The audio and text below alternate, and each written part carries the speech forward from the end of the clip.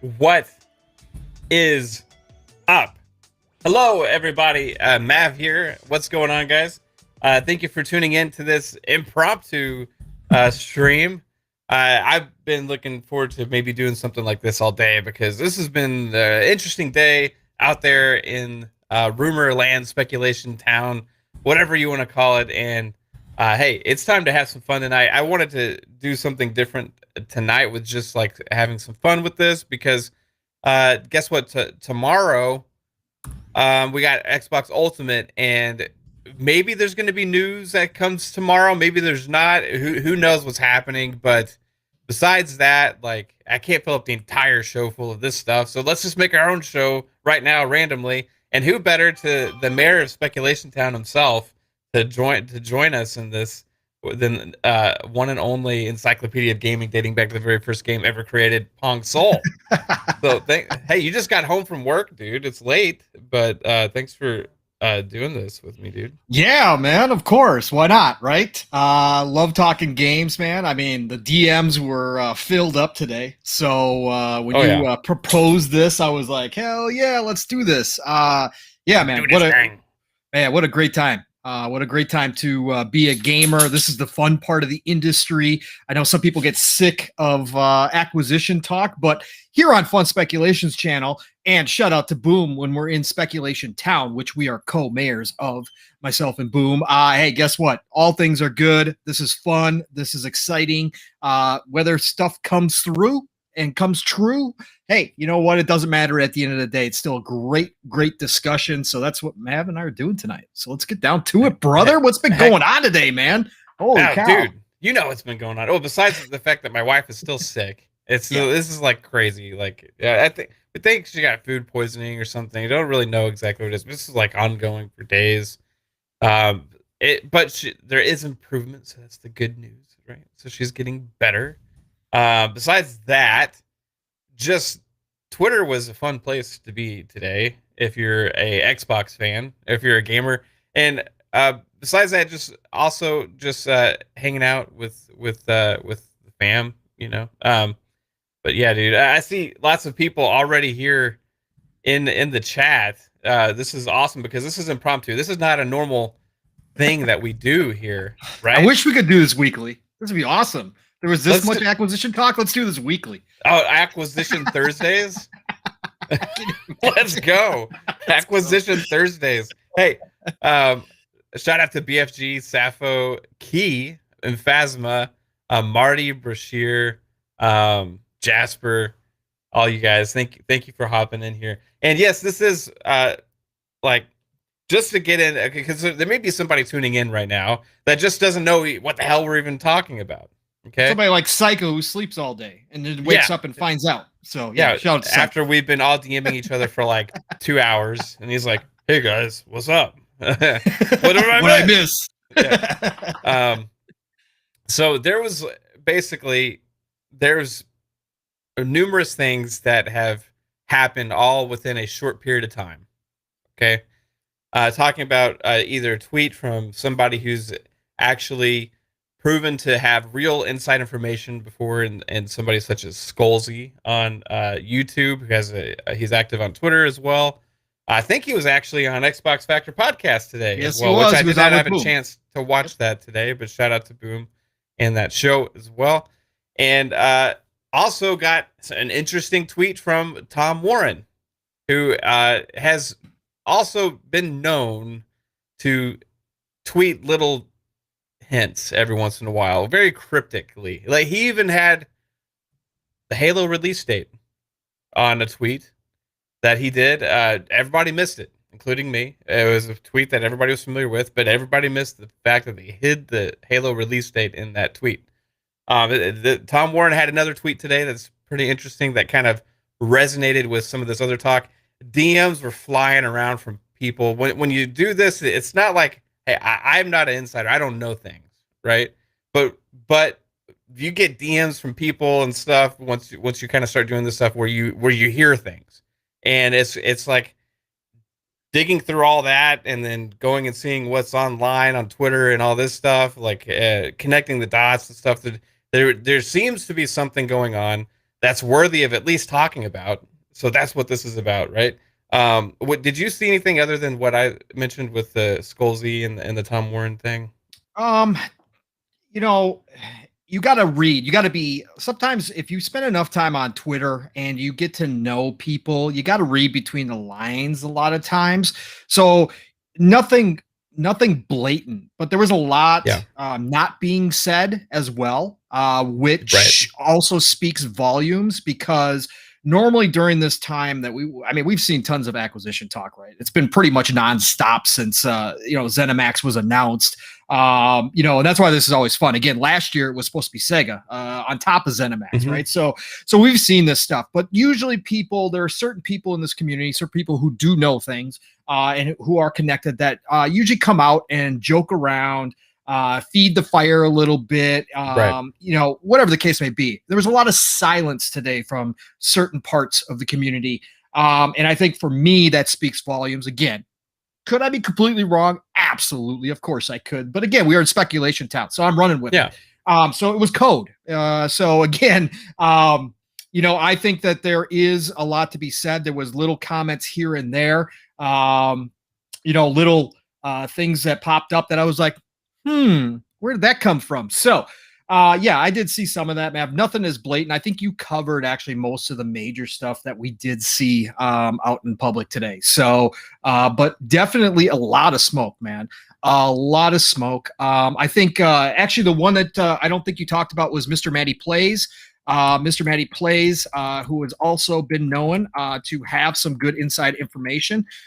He actually tweeted out and said 1 week before the Bethesda acquisition, rumors like these began to pop up sporadically. We also happened to be 1 week away from the Bethesda acquisition announcement. And then he did the emoji like thinking. So again, adding some fuel to what could potentially be a fire underneath. And I definitely think, again, could we be completely wrong? Could nothing happen? Could be absolutely nothing here? Could it all fall apart? Could it be 6 months from now? Yes, absolutely. All these things could happen. But right now, there seems to be a certain type of energy that we felt before. And that happened with the ZeniMax deal and the people that were talking. And there's a lot of people excited right now, especially in the Xbox community. A lot of people in the know. So I definitely think we got some smoke to talk about. Yeah, sure. Definitely some smoke now. Everybody, like, you want to talk about grains of salt? This is like a pound, okay? Like, this is a bag of granular salt that you just bought from the grocery store. Like, this is it, right? This is that bag of salt. This is more than a grain. Yeah. So Mav and I are not breaking any news here, folks. No, okay, not breaking any news. But if you've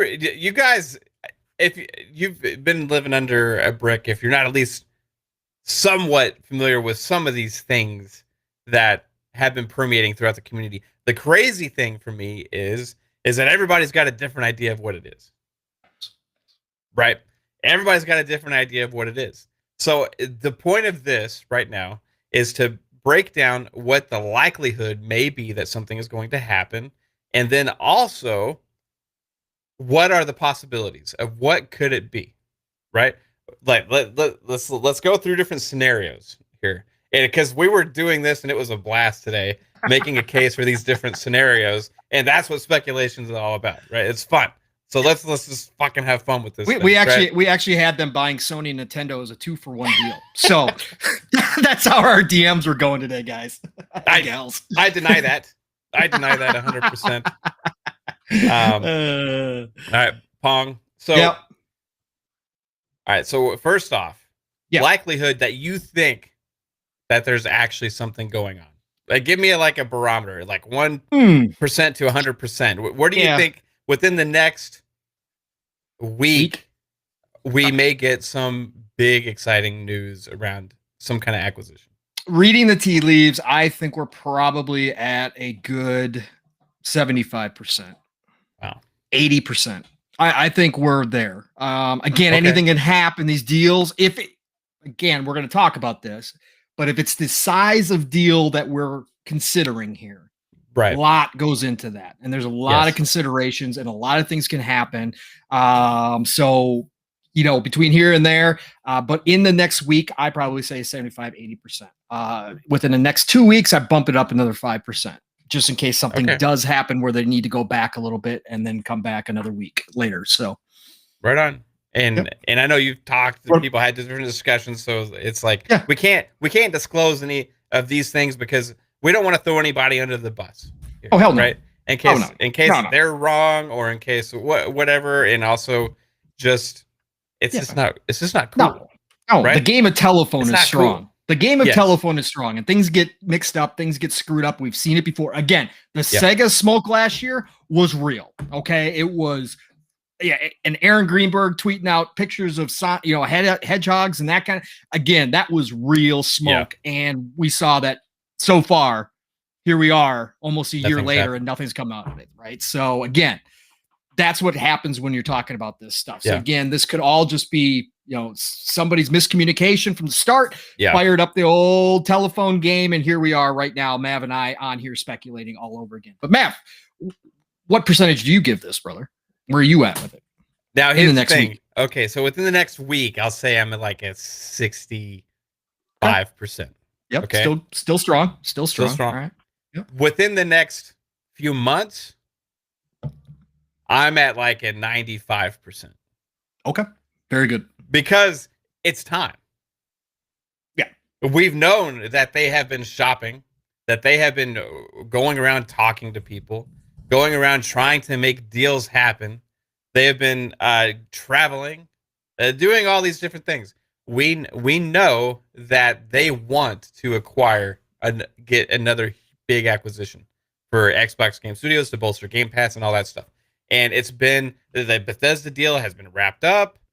They've been in the works with different things. They got their hands in different fires. There's a reason why all that smoke has existed in the past, right? It's time to see some of that stuff to come to fruition. It's been almost a year since that surprise, huge, shocking announcement of the Bethesda deal. It's time that we get. If you also go to the year before, at E3 is when they announced the other acquisitions they had made, right? So they had made the Obsidian announcement and those things. Then the year after, they had made the other announcement. Now, I think it's about time they're going to make some more announcements. We know they're in the acquisition phase. This is just the phase of what the business is, right? So there is definitely no reason not to think it's not possible that they're going to do something. The other reason I think it could be something huge is because it makes the most sense for Xbox. Yep.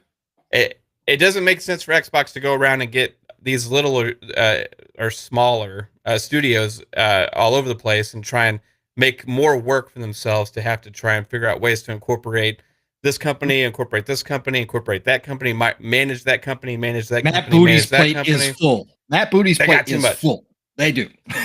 So what do? You go and you get, hey, let's just take this big daddy that can operate within themselves and bring them into the fold, much like they did Bethesda, right? Now, here's where it gets interesting. You got different possibilities here, and all of them are feasible. Yes, because we can make a case, right? So let's run through one of the biggest rumors right now, and let's say WB Games, okay? Because and remember, just for a second, man. Yep. First of all, there is another aspect to this, which is the business thing, which Sappho brought up, and I was going to bring up too. Again. The money that they have, the cash on hand that they have from a business standpoint needs to be spent. So again, with where they're sitting at with the war chest, they've got money to basically burn. And what I mean by burn is turn that into some type of acquisition, some type of content that is going to produce money, whether it's a business, whatever the case may be. And I'm not just talking about video games, but I'm talking about in general, Microsoft needs to burn. We've seen them continuously purchase some companies here over the past 6 months because they need to burn through that cash just from a business standpoint, tax purposes, all that kind of stuff. It's basically wasting away as it sits there. They're losing money. And so from a business standpoint, that also makes sense. And then I was just going to point out, Mav, to the people listening right now, and maybe they're listening down the road. We're talking about here, we are taking Scalzi's tweet almost specifically in regards to the in regards to the concerns about monopoly, right? Yes. And why I say that is because we could sit here and discuss a whole lot of different studios, but when you say the word monopoly, that people are going to be talking about monopoly, that people are going to be concerned about monopolies. When you say that word, that means something bigger. Okay. That's there's only a few different studio or few different devs, a few different publishers, however you want to say it, that would get people up in arms talking about a monopoly.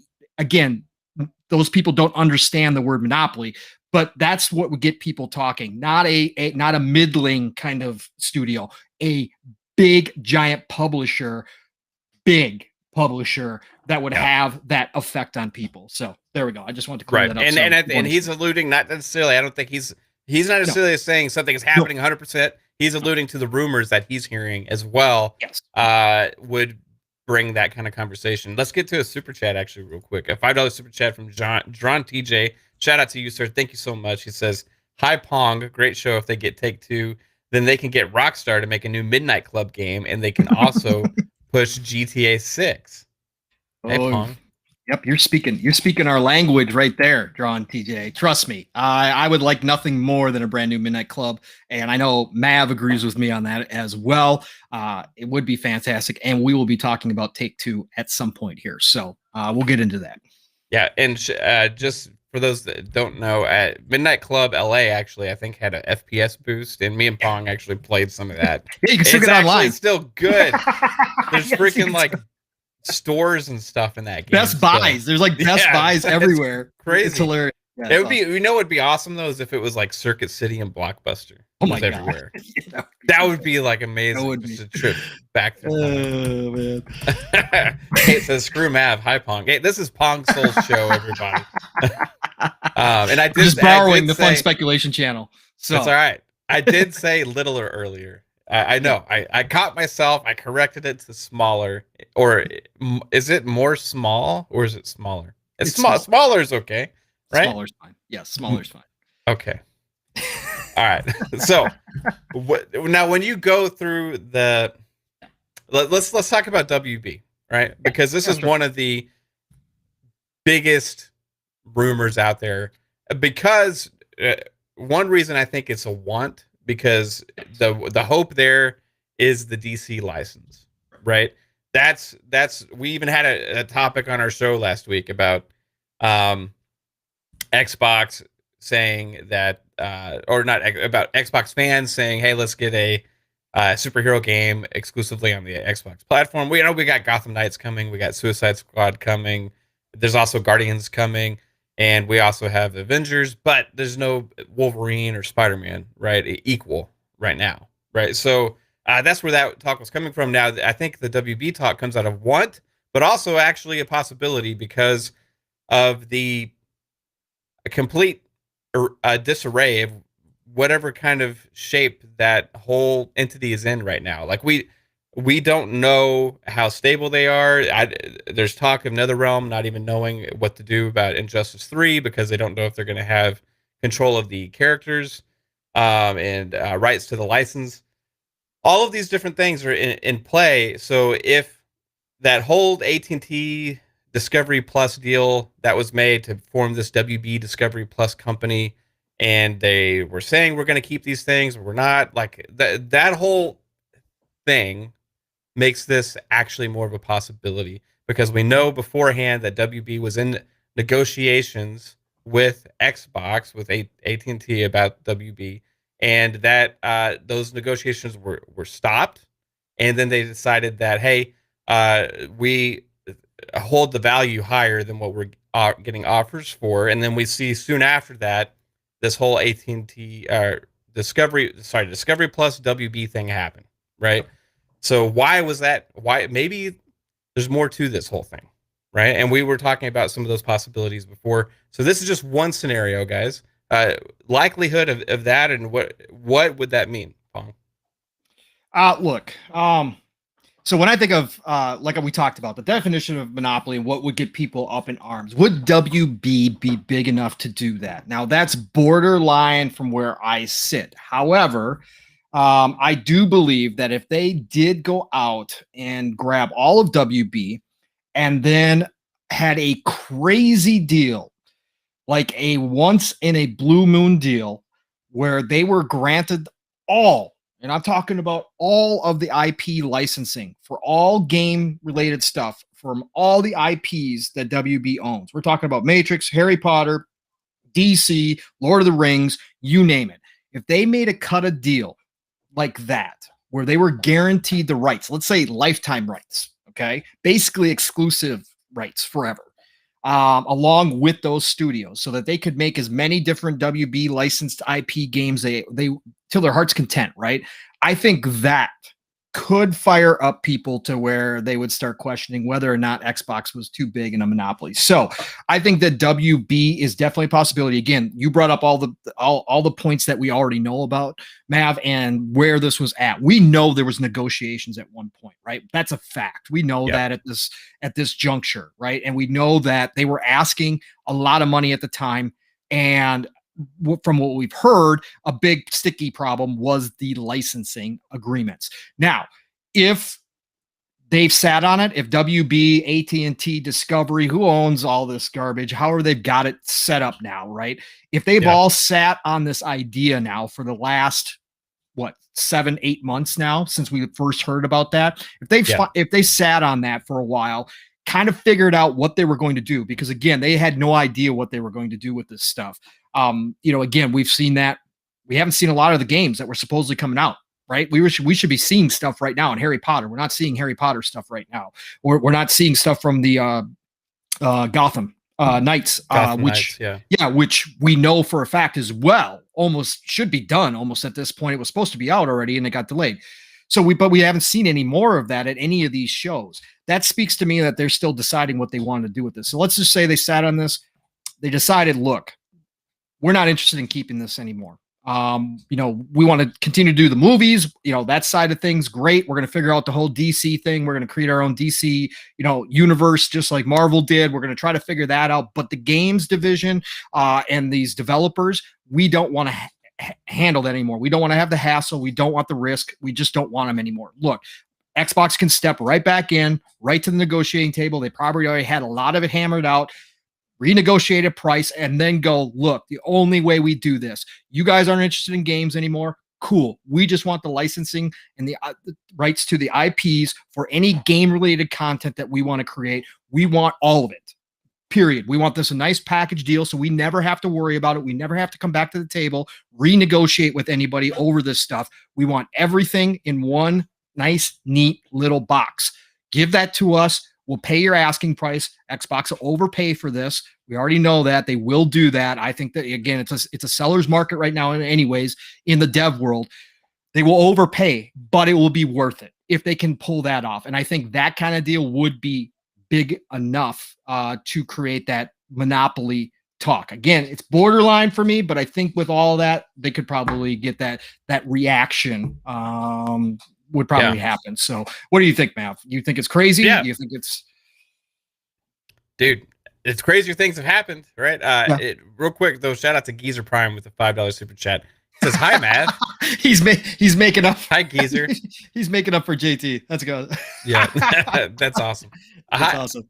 Hi, Geezer. How you doing, man? By the way, guys, Geezer's like a kick-ass musician. If you guys go check out his channel also, because if you wanna have some badass rock in your ears, just go check him out, dude. All right. So we almost got 50 people in here, Mav. We almost got 50 people in here. I knew this was gonna happen though, because of the excitement around the Xbox community right now is just palpable, right? It's like you can taste it. That's true. So here's the thing, Pong. Yeah.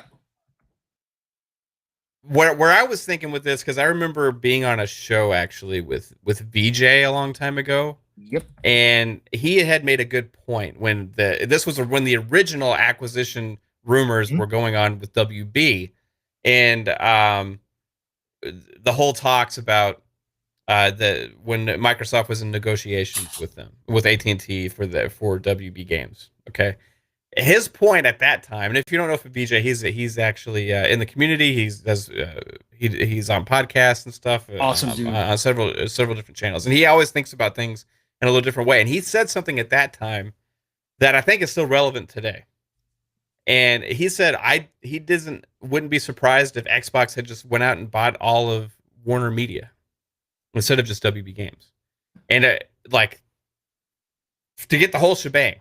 And I was thinking, well, actually, okay, if we're thinking big, that would be more of a possibility because they would be getting more than just the games. They'd be getting all the rights to everything that they own. They'd also be getting TV, rights. They'd be getting movie rights and all this stuff. And like, is that the business that they're in? Well, no, it didn't used to be. But if the future of Xbox is as a streaming platform, and they're also making their way with the streaming stick that we know is real and in the works, as well as also having an app on every TV and all this stuff. And we know in the past that they always wanted to be the gateway to the living room and all that stuff. This new Discovery Plus WB company as a whole, when that was formed, it was formed by taking on debt, right?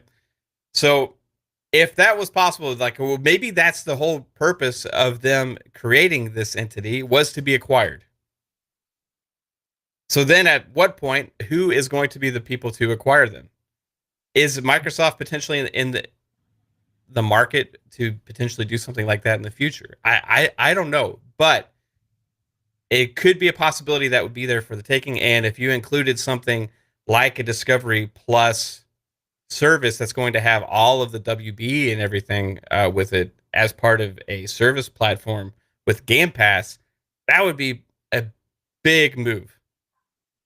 That would be a big move, Huge. right? Huge. So that would also create those talks of like, okay, some of the, hey, getting too big right deals, right? And it involves more than just gaming, right? But like, that's just crazy interesting to think about. I don't know if that's necessarily what they do, as opposed to just going after the WB side, and then maybe that new company offloading those assets to make themselves more nimble and only really caring about their TV prospects, and then the gaming rights goes to Xbox. I don't know, but the possibility is there. Anything is possible when you have a $1 trillion company making moves. 2 trillion. Sorry, I double it. Right? No, you're right. You're right. It would be a monumental mind shift for Microsoft as a corporation, and that would have come from the top. That Satya convinced the investors and the board that it was time to move into multimedia. And it would be huge. I mean, that would be, I can't imagine the business talk around it on all the business sites, what that would mean to the multimedia industry if Microsoft, decided that they wanted to get into that space, right? But again, you're not wrong that it's certainly a possibility with their overall goal, again, to reach 2 billion, 3 billion people on the planet. You're not wrong, Matt. There might be some things that we never thought they would do that they're going to do to try to make that happen at the end of the day. And that's been Microsoft's MO the last few years, doing things we never thought they would do. The other thing is Netflix is also doing things we never thought they would do, as they're getting into gaming. So is Netflix potentially one of the future competitors of Xbox? Like, if you're thinking long term, Xbox is thinking more about Amazon, Google, potentially Netflix now, as how they have access to so many households. Who knows where that's going? But that's what makes this WB thing so interesting. But if it happened, all I care about is that, hey, WB would be games would be in Game Pass going forward, and that means, hey, Batman, like they would get that what's it called, the Nemesis system from Lord of the Rings. Correct. There were so many things that they would actually get as part of that NetherRealm. You would have all the possibilities going there with fighting games, and they would finally get their fighting game studio with NetherRealm, which we know is a huge hole there as well. It's a good fit with the kind of game like Killer Instinct is, with the more mature, darker game as well. Like, there's a lot of good things that would be possible if WB happens. So that's why I think a lot of us want that to happen, right? Yeah. But it's not the only possibility. And nobody's saying that even if it's not WB now, that it's not WB later. That's true. Nobody says they're done after this. Nobody. They don't have to stop at just one. We know that. They've already got Cinemax. They don't have to just stop at 2. Right. They can go for 3 publishers. All right, so let's move on from WB then. Okay. What's possibility number 2? Do you want to think about the thing that's been in the most biggest rumor mills lately? And what is that? That's Take-Two. So Take-Two's name has been popping up everywhere. And I honestly, from everything I've seen, I have not seen anything like concrete as to why, other than just people speculating about possibilities of it being something they could do, right? So what do you think the odds are or something like that? Oh, personally, I've said all along, I think it's probably one of the lowest ones on this poll. For me personally, again, that's no knowledge. It's just straight up what I think of Take-Two. Take-Two, of course, they print money over there. Okay, whether it's NBA 2K, or whether it's Grand Theft Auto Online, they're printing money, right? They did what is it, 3.8 billion in revenue, gross revenue, and I think it was like 1.8 billion in profit, straight profit last year. So they're printing money. Yeah. So from a business standpoint, I've said all along, from a business standpoint, from Satya, the board, the investors, Take-Two is a done deal. It doesn't matter how much they have to overpay. It doesn't matter if they wind up, would have to pay out somewhere in the neighborhood of $40 billion for Take-Two. It doesn't matter what the number was, because they know they'd make their money back at the end of the day if nothing changed, right? So from a business standpoint, it makes sense. From a game standpoint, there would be some really big questions, right? And this would have to be stuff that none of us know for sure. First of all, are you going to pull Grand Theft Auto, not talking about online, Grand Theft Auto 6, let's say, and make it exclusive? Are you actually going to do that? Give up, let's say 80, 90 million sales. Like they've sold 150 now of Grand Theft Auto 5. So let's just say 80, 90 of that come from other platforms, right? Are you going to give up that amount of sales and make it exclusive just to push your Game Pass? I don't know. That's a big question. Now, we assume Grand Theft Auto Online, just like we saw with Elder Scrolls Online, that would continue to live on, even future iterations, even if they updated, even if they said Grand Theft Auto 2 Online, I think that would stick on as a multi-plat. But would you have the guts to do that? That's a big question, because you're going to be paying a ton of money for it. It'll already give you a boost in Game Pass by just having it there, just knowing that people knowing that it's going to be day one, right? Day and date in Game Pass. It's already a big boost. Do you pull it from the other platforms? Personally, as a cutthroat kind of guy, if I was in those positions, I'd do it. I'd pull it and make force everybody to come over if they wanted it. And then the second question is, what do you do with the sports franchises, right? What do you do with NBA? What do you do with golf? I'm assuming there's deals in place that say those have to be multi-plat, kind of like how the MLB stepped in this year and made Sony put it over on Xbox's side. I'm assuming the NBA has that language in there that it has to be multi-plat. So that would remain multi-plat. Right. Yeah, I would assume so. And I don't think with sports franchises, I know Sony did it with MLB, but we saw how that turned out in the end. Sales numbers were always not very good for MLB. Yeah. They missed out on a big piece of the pie because sports is universal. You really don't mess with that. So you keep that. But my other question is, let's just focus on Rockstar here for a second. Rockstar themselves are no longer the Rockstar of old. Like, I have fond memories of Rockstar, right? Rockstar back in the day used to put out some years we got 3-4 games from Rockstar, right? They were all different genres. Yeah, Midnight Club. Oni was one off the wall. Bully came out of nowhere. Yeah, right. They remember table tennis? Oh, of course, table tennis was freaking huge. It was amazing. They used to do that off the wall stuff. They don't do that anymore. And now that the doctors have kind of left Rockstar. Rockstar has fallen into the trap of simply being an investor company, meaning all they really care about is the bottom line. They don't care about putting out tons of content. That doesn't match up with what Xbox is looking for when it comes to filling up Game Pass with consistent content. Now they have plenty. And you could say, well, they've got plenty of teams right now. They don't need those guys to be pumping out games because we've got plenty of time. We can let them sit on their games and make them for as long as they need to, kind of like we're doing with, Bethesda and Elder Scrolls. We're not expecting Elder Scrolls for 5-6 years. So they could do that. But do you make that big of an investment for a company that's going to give you one game every generation, 2 games every outside of the sports franchise? Again, not talking about sports, but Red Dead and Grand Theft Auto. Are you talking about a game, maybe 2 games a generation? Are you going to pay that much money for your service? That's a big question to me.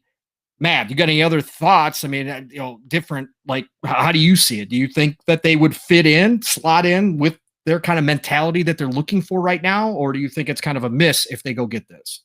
Yeah, dude, lots of thoughts. I want to get to this holy cow super chat real quick. $50 from John TJ, dude. Thank you so much. That's a strong super chat. That's holy cow. Thank you, likes sir. Us. I feel like I should get up and pole dance or something. get up, Pong. Hey, his nickname is Long Dong Pong for a reason. Yeah, but everybody find out that's a big giant lie, and then he might withdraw that $50. At least it's a big giant lie and not a little lie, right? He says, if I'm Microsoft and want more subscribers to Game Pass by buying Sega, Take-Two, WB, they make enough money to corner the market by doing this and making Sony become a publisher that only makes games. Just saying, what do you guys think?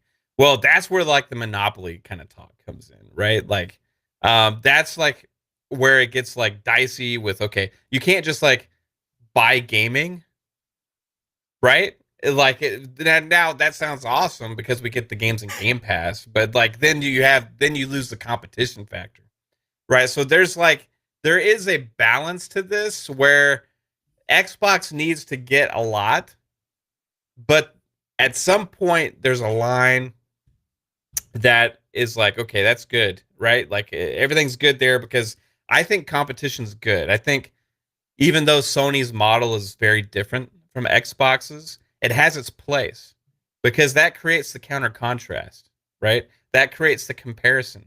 That creates the preferences. That there's things for everybody, but so cornering the market is like, hey, it's been done in business a lot, right? It's a strong business move, but then you got to get through like legal hurdles of getting approvals on things and stuff. So I think like there could be another 1 or 2 publishers in play here, but after that, like, hey, once you get like to that 50 studio mark, if they get up there, and multiple publishing companies that are putting out games that a lot of them could potentially be exclusive to that platform, I think I'm good with that. You know what I mean? Like Game Pass will have way surpassed its value, and they will have achieved everything I think they want at that point. But going into the possibility of It Takes Two, or not It Takes Two. Sorry, that game's on my mind. Right. Take-Two Interactive. It Takes Two. Oh my gosh. Yeah, Take-Two Interactive. Now, they, like we said, they don't need it. Right? They don't need it. They don't need to be sold. In fact, I would say they're more of in the acquisition phase themselves, probably, because they got the cash to spend. And that's what the market is dictating right now. And if they want to grow as a company, right now they should be looking at doing things like that. We've known they've been growing with acquiring tech and investing in tech to improve a lot of the stuff. Remember, we had the news last year about their whole cloud AI functionality and all that crazy stuff they had going on, right? With that's going to supposedly change gaming because it's going to offload all of this computing stuff where it's going to be able to make the games perform better because all the NPCs and everything are going to be controlled by the cloud. All this stuff, like that was stuff that came out about Take-Two and stuff that they're investing in, right? So there's a lot of possibilities here with Take-Two as an acquisition, but they have to make them an offer they can't refuse.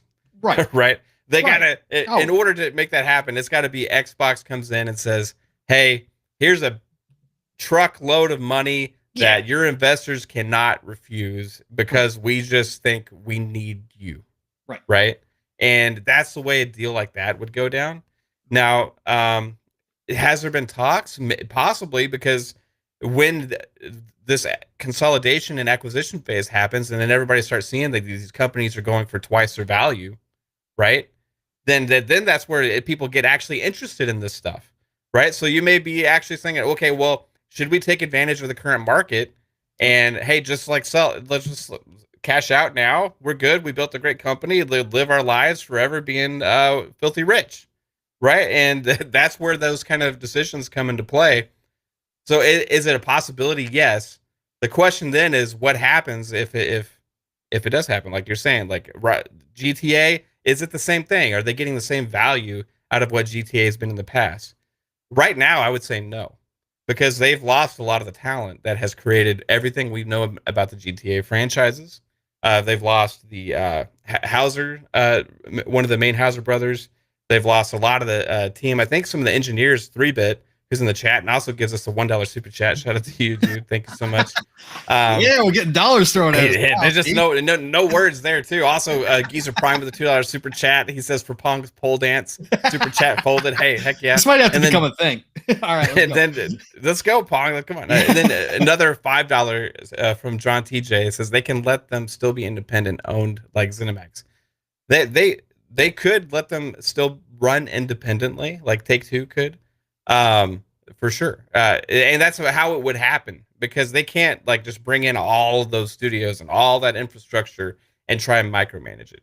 They would be making a huge acquisition like that, because it's a huge acquisition, to be able to have them be self-sustained. It's a proven profitable company, right? It's a proven company that has great operations that they can bring into the fold and say, hey, we don't got to worry about this, but we're going to still make sure things fall in line with what our goals are and what we want to do. But we're also going to let you kind of dictate the kind of games you want to make and all that kind of stuff, right? So there's where that balance comes into play. We don't know exactly how much control over decision making goes on at ZeniMax from Xbox and all that stuff. But at the bottom line, at the end of the day, no matter what, the final decision is always going to be on the ownership of the company, and that's going to be on Xbox, right? And Microsoft. So, and don't forget the tinfoil hat. Don't forget the tinfoil hat in all your speaking there, Mav, and pulling out the red yarn and connecting all the dots. Strauss and Phil are having an interview together. I think tomorrow. Yeah, tomorrow. Yes. Sure. Yes. Yeah, that's another thing that got all of these rumors going, because things are just lining up with this interview being like around the 1 year anniversary of the ZeniMax deal and all this stuff, and it's just like interesting. Right. I don't know if there's anything to that. I think it's more potentially coincidental, right? But hey, it's fun to think about. And Take-Two, man, you think about this too. It also means Private Division, who published Outer Worlds, also has a game coming from Moon Studios. So there's stuff there as well. Kid Smooth actually saying hello with a $10 super chat. He says saying hi to you, kid. What's up, dude? How you doing? So Take-Two possible. I think it's the least likely out of all of these that we're about to mention, right? So even though the rumors are the strongest with that right now, because that's what everybody's talking about. Oh, it would be, everybody wants it. Everybody wants it just to watch. Again, I called it today, scorched earth. Twitter would be a wreck. It would be completely destroyed. We'd all have to go talk somewhere else. There would be nowhere to speak on Twitter if they go out and get Take-Two. Look, it'd be ridiculous. The console war would boil over, and we'd all be wiped out. It would just be nuke city. That's all it would be. Oh my god, I can't even imagine. It'd be fun. That's why everybody kind of wants it to happen. So you think everybody wants it to happen just because of the holy shit factor?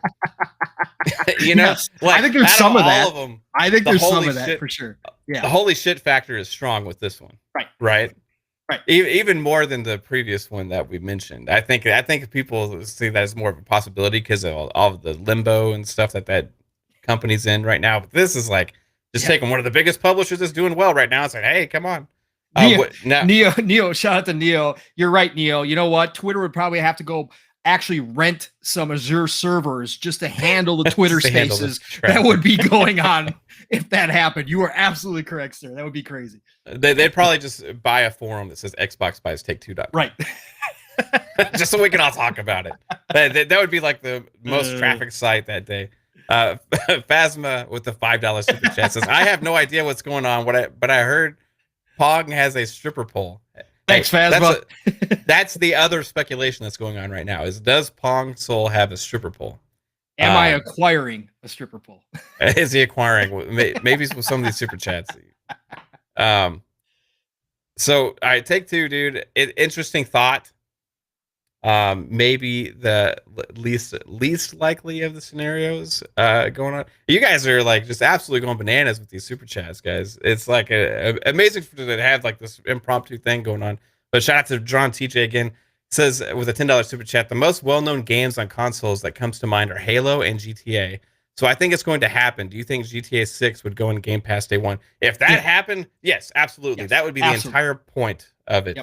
Yep. Because how many people would subscribe to Game Pass knowing that GTA, and not only GTA 6, but the GTA remasters that are coming out would also be Game Pass day one, including GTA 5 remaster as well as the GTA 2 collection of games remastered as well. You guys keep doing these super chats. We are going to have Acquisition Thursday every single week, guys. You don't understand what you're doing here right now. It's a possibility, right? Crazy Louie with a $50 super chat, dude. Holy crap, guys. You guys are amazing.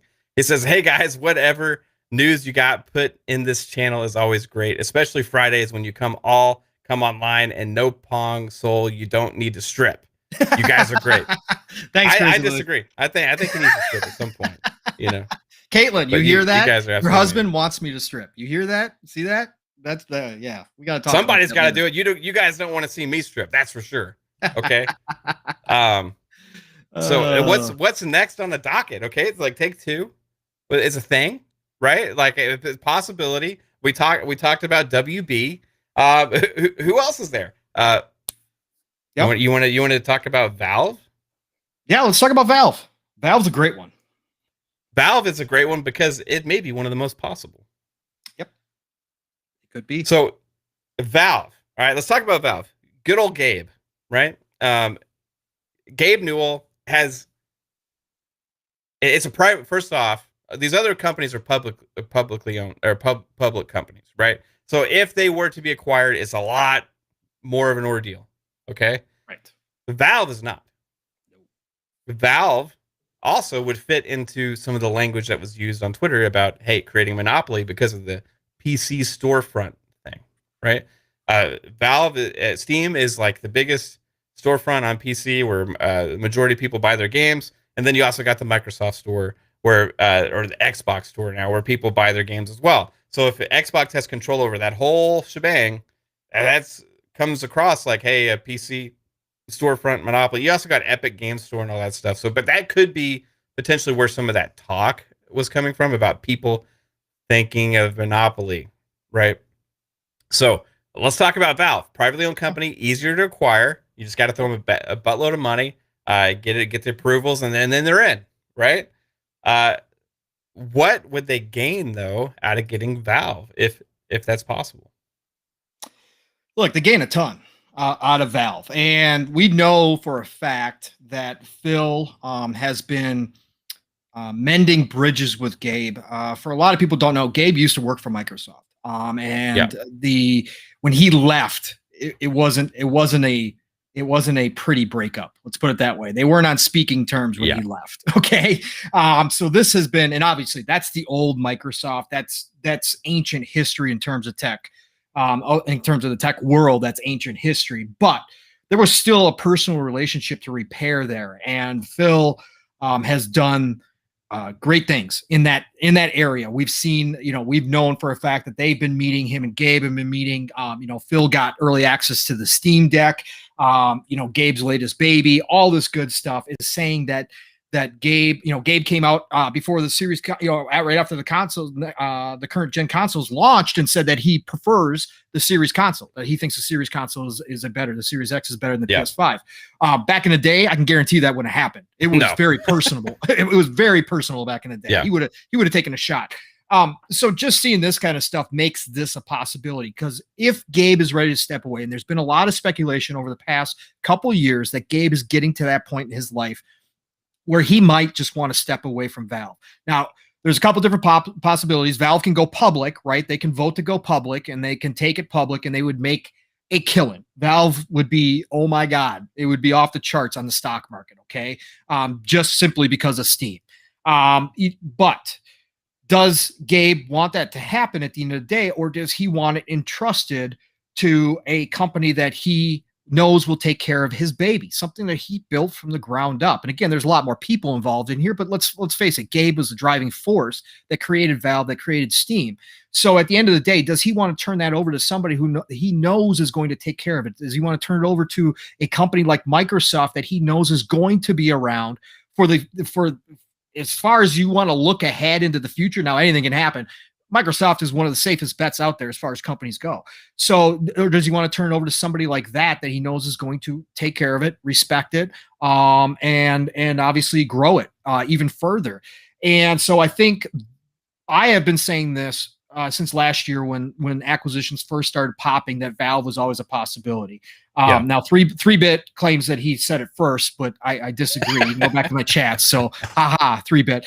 Anyways, so I think this is a great idea. I think even if this doesn't happen now, I think the lines of communication, some of the framework has already been drawn up, and I think that at the end of the day, when Gabe does decide to step away, Microsoft is going to be at the front of the line.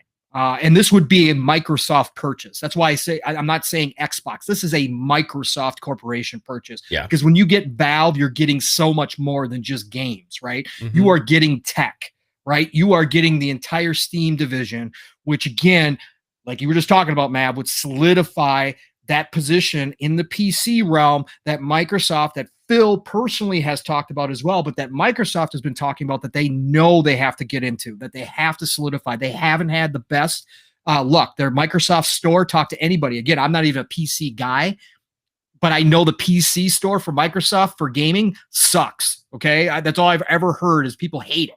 Okay. So This would fix all of that. Okay. Then you get the IPs, right? Half-Life. We could finally get Half-Life 3 if this went down. Wouldn't that be something insane? Right. So you get the Half-Lives of the world. You also get, what else is there? Portal. Yeah, Portal. Right. You get what's the first Counter-Strike. Counter-Strike. Thank you.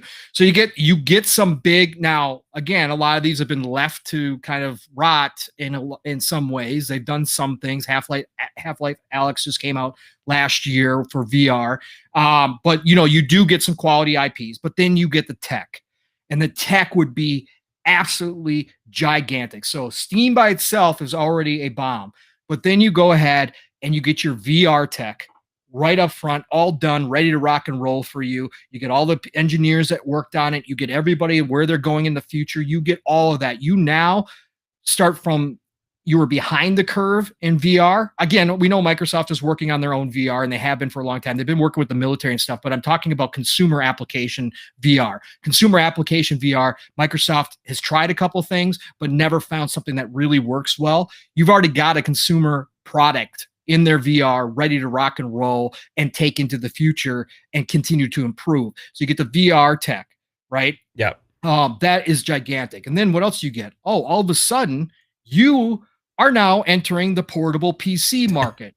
Game Pass machine, portable. That's right. Yep. You've got a Game Pass machine. You can rebrand almost instantaneously, rework a few things, and you got yourself a handheld Xbox. Right? Yeah. Or you keep it the handheld PC, just brand it differently, call it whatever you want to, but you guys got that out the gates, and the handheld PC market is in its infancy, and it's only going to grow. There are some real people, now that we have the tech shrinking down in size enough where we can get a PC device in that kind of size, in that form factor. There are people that are saying this could be the next big explosion coming up within the next 5-10 years, is handheld PC market. So now you already got that product in the Steam Deck. Look, Gabe gets to go right off in the sunset, gets to sit on a beach with his Mai Tai or whatever he drinks.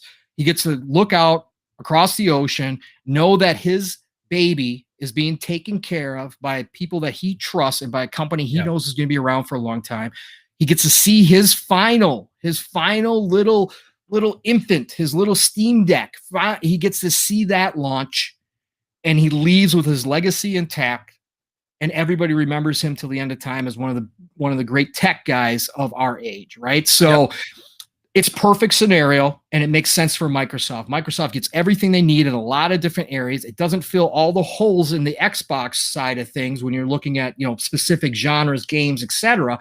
But what it does do is it solidifies you in that PC market, which is the biggest market out there other than mobile. It's a lot bigger than console market, and you are solidified. Now, you'd have a lot of angry customers, be a lot of people upset thinking that Microsoft was going to ruin Steam. But again, Microsoft has now, Xbox have given that trend that when they're taking over companies now, they're leaving them be and letting them run themselves the way they always have and not messing with things. And so as long as they did that, yeah, there'll be some angry people. There'll be some people that left, went over to Epic, but are they really going to leave their entire Steam library behind? No, they'll be back. Once they see that Microsoft is serious about just leaving Steam the way it is. So it's a win-win for everybody. This could be the time that it happens. Might not be the time that it happens. Could eventually happen down the road. I think it's a possibility, but that's where I'm at with Valve. Great purchase. I think it's one of the ones that's potentially higher on the list. Again, it all depends on Gabe and his mindset where he's at. But Mav, what are your thoughts on Valve and Gabe and Steam Decks and Steam and Half-Life? We could finally get a Half-Life 3. Dude. Oh, all of a sudden they believe in threes now. Yes, that's worth it. That's worth it just for that. Before we get to that, 2 more super chats from the incredible John TJ. Just lighting it up in the chats. He says, with a $5 super chat, remember the founder of Valve has said he wants to retire. It would only sell to Microsoft. So that's one thing. Pong was kind of alluding to that as well. And also with a $10 super chat, John TJ again says they would get PC games to Xbox and more Xbox games to PC streamlined, meaning smooth transition. I would love to play the Command & Conquer games on Xbox. Oh, like the 360 days. Yes, yep. I would love to do that as well. Command & Conquer Remastered came out. Didn't come to Xbox. I would love to see that. They figured out a good control scheme, I thought, on 360. That worked for me, at least. I know some people don't think so, but who cares? I want it. I think that if this were to happen, it would absolutely just concrete the PC presence as a focus for Xbox going forward, which has become a primary focus from Phil Spencer, which was one of the he actually laid that out for everybody. It was when he made this speech to everybody beforehand about his commitment to turning Xbox around, and he's connected all those dots. He's actually gained the trust back from the community. He wants to put a focus on PC gaming. He brought the games to PC as well as on console. He has shown a strong emphasis in that. They have redone a lot of their stuff on PC. Still behind, I think, what Steam and Valve have been doing with a lot of things. But if they were to make this deal, it would solidify them as the PC storefront powerhouse. Xbox would be, and it would be clear, right? So that's one thing. They would also get the IPs. I think the IPs thing from this is actually completely secondary, right. For this move, because even though they are strong, there's not a huge stable, right? Not like you get from some of these other companies that have like this just buttload of IPs that they're not using, right? Valve has very strong IPs, but they traditionally were a company that didn't make a lot of games. They made few games, but they made them very well, right? But if this did happen, you could imagine a Half-Life 3 Game Pass day one, PC and Xbox. You can imagine a Portal 3 PC, Xbox day one.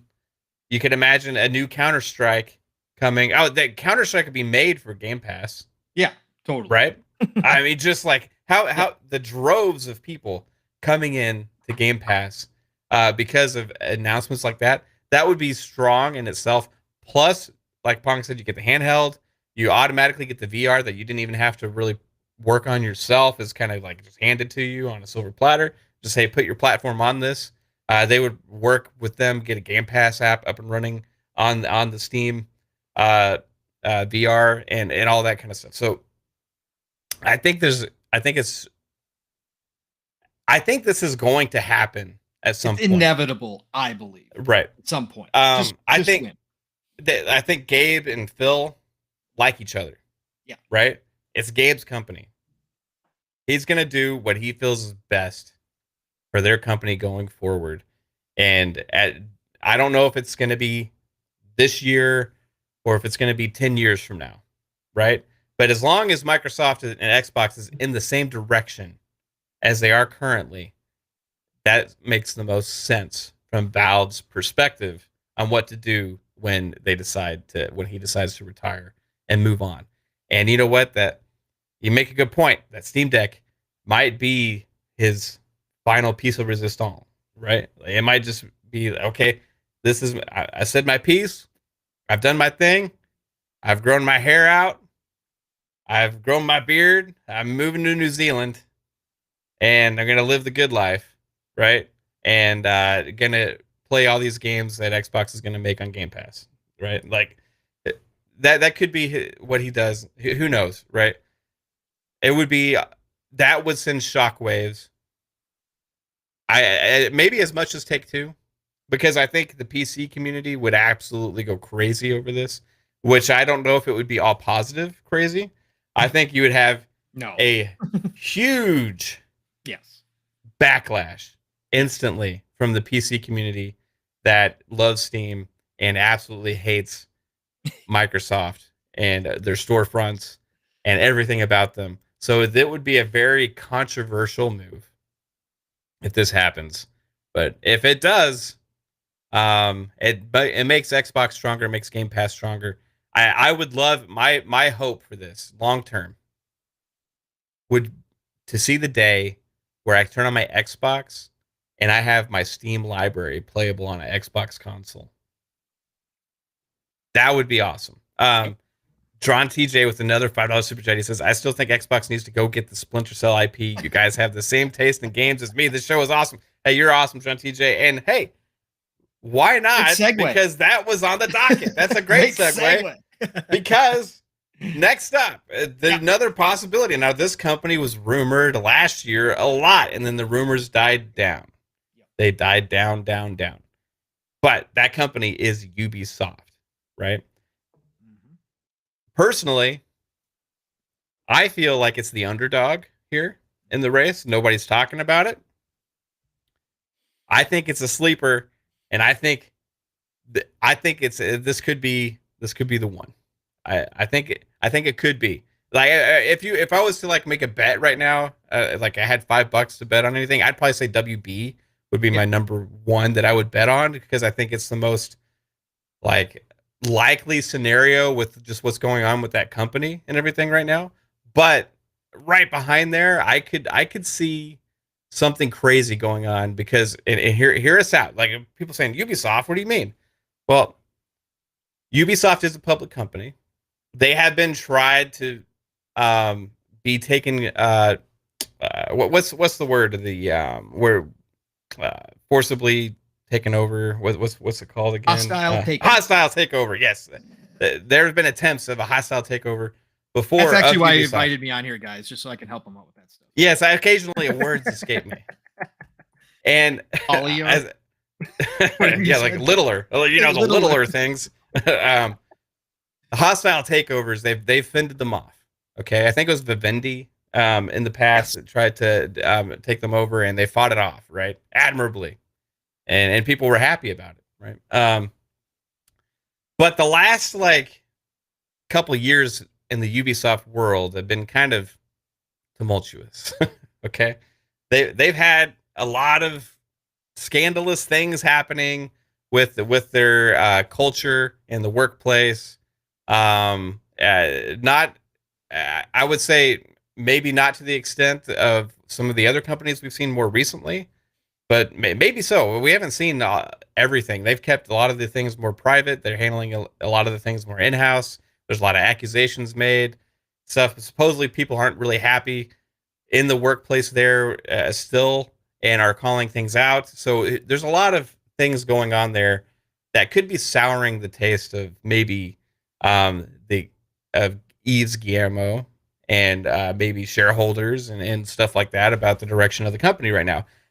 And that being said, not only that, but they don't know what to do with their business model right now because they keep flip-flopping, right? Like Ubisoft is one of those companies where they put all their eggs in a basket, go in one direction. Everything's open world now. This is what is fun. And you even have comments from Eves saying things like that. But now it's moved on. Now it's, hey, everything needs to be like The Division, right? Everything needs to be multiplayer online focused, right? And because they think it drives more engagement and drives more money, everything's monetizable more and all these kind of things. And you even have comments from him directly saying these things. And in fact, in an earnings call last year, they said they wanted to make all their games like multiplayer focused games, right?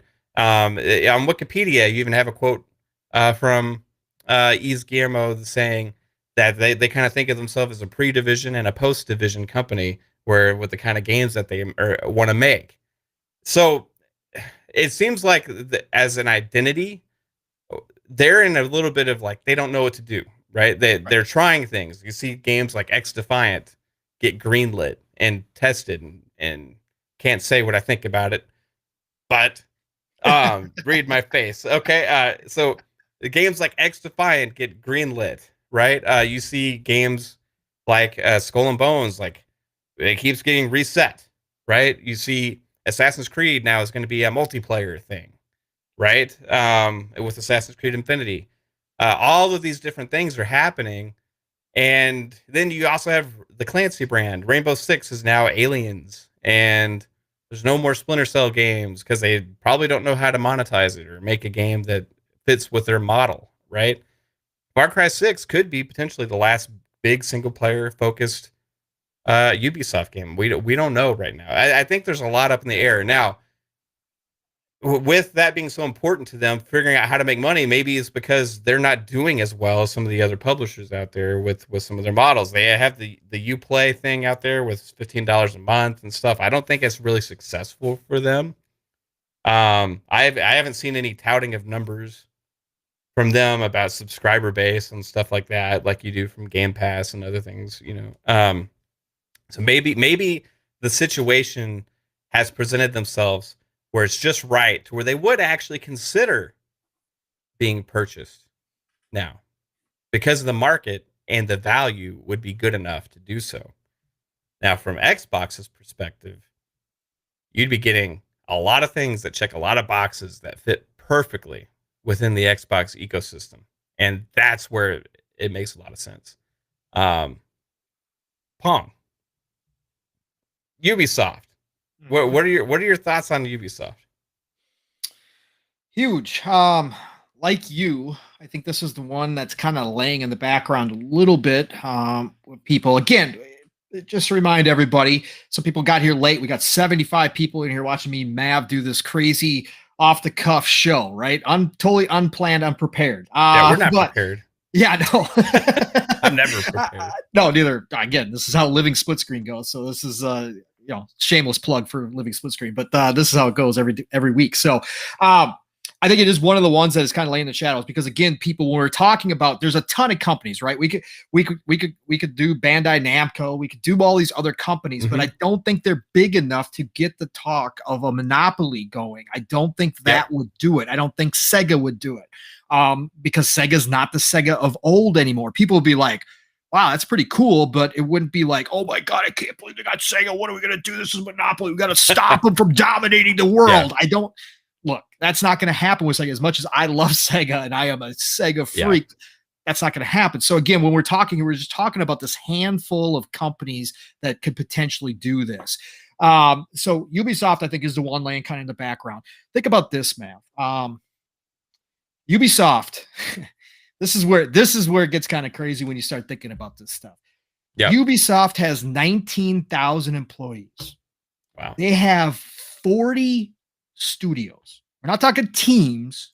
Yeah. We're talking studios. 40 straight up studios. Now let's say half of those studios have 2 teams. You're talking about 60 teams. You add that to Microsoft's current 35 teams, you got yourself 95 plus studios. And again, I'm just throwing out numbers. Don't know the actual numbers, but I'm just taking a guess from how we know that most dev studios are set up. You're talking about somewhere, let's say we're somewhere between 70 and 100 teams underneath the Xbox umbrella. Yep. That's a lot. And we're not talking about we're not talking about a ton of support studios here. We're talking about studios that are heavily involved in game making. Hence why Ubisoft can pump out as many games as they do. Now, again, this is not the time or place. We've had plenty of discussions about, the quality of games that they've been putting out recently, where they're going. Mav just touched on it. They seem kind of lost. They don't know what they want to do with their franchises. And all your Splinter Cell fans will get there too. We'll get to that in just a second here, but they don't know what to do with their business anymore when it comes to a lot of their IP. A lot of us, people who've been playing Ubisoft games, Tom Clancy games, especially for a long time, feel that they've done a lot of things wrong. They've ruined the name. And it seems like they're floundering to find exactly where their place is in the industry, which is very strange to say for a company that's had as much success as Ubisoft has, and for as many successful franchises as they have built through the decades. Is very strange to say that, but they don't seem to know how to navigate this new industry right now. And like Mav was talking about, they fought off the hostile takeover from Vivendi with the help of Tencent and with the help from the Canada's Ontario Teachers Retirement Fund. I'm not joking. That's true story. They own like 3.5%. So, way to go, teacher. The pension plan, right? So the teachers union came through. That's the only reason why they didn't have a hostile takeover. And again, we're not even talking about the troubles that they've had internally, with all the accusations. There's not a whole lot of Guillermo family, fans out there. Let's put it that way. And so I think this might be the right time. And if it is the right time, you are talking about adding 19,000 employees, 40 plus dev teams, studios you're adding 40 plus studios to Xbox already. So you've got 63 studios, 70 to 100 different teams. This would be a huge get. And you're talking about teams that are used to being consistent with, again, quality. And I'm talking about in terms of just, what we get in the game. We can have arguments about where the games are going and the gameplay and the different styles and all that kind of stuff. What I'm talking about is when their games come out, generally speaking, yes, they need some patching. Yes, they have their bugs, but for as big a games they are, they're some of the top quality games that come out from day and date. You're talking about adding a gigantic catalog. And don't forget, Mav, last year when all the smoke was around, and there's still been smoke early this year, that Uplay was the next service, just like EA, that was going to come into Game Pass by the end of this year, by holiday this year. There was a lot of smoke on that from a lot of people who knew, from a lot of people who know a lot of things. Okay. Yeah. There was a lot of smoke of that. It was almost guaranteed by some people that it was happening. This just automatically does that. If they go into acquisition mode, let's say they announce their intent to acquire Ubisoft.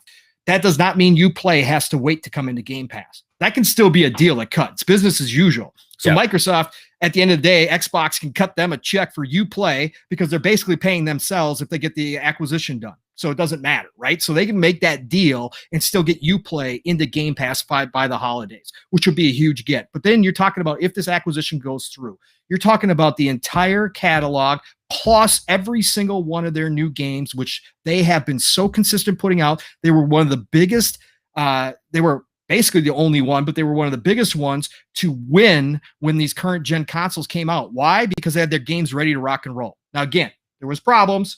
Watch Dogs had its problems. I get it, but they got the games out when other people were having extreme problems getting the games out. They always do this. And so right there, that is a monumental win for Xbox if this were to be the one that goes through, because you were just talking about adding so much value to Game Pass. We always talk about this, Mav. There's going to become a tipping point at some point. For all of us, it's already here. But for the masses, there's going to come a tipping point where Game Pass is so much value that it can no longer be ignored in any way, shape, or form. That if you're a gamer and you enjoy playing any type of game, you are going to go get Game Pass wherever you can. Whatever system it's on, whatever app you're using, xCloud, it does not matter. You're going to get Game Pass because there's just too much value to ignore. Right? So I think that would be a huge one. Then let's talk about Splinter Cell, right? Now, there was smoke about Splinter Cell. A lot of people, we've been hearing Splinter Cell. I understand people got sick and tired because every year E3 comes up and everybody says it's time for Splinter Cell to come back at this point. This year, there was some real heat. There was some real heat this year. Again, from people who know, okay? There was some real heat. There was some people that were very convinced that we were going to see a Splinter Cell teaser on the E3 stage underneath Xbox. All of that, along with the Uplay stuff, adds up to this could have been something that's been going on behind the scenes and leading up to this point where it actually becomes a full acquisition talk. Then you talk about the technology. You get the AC, the Assassin's Creed engine.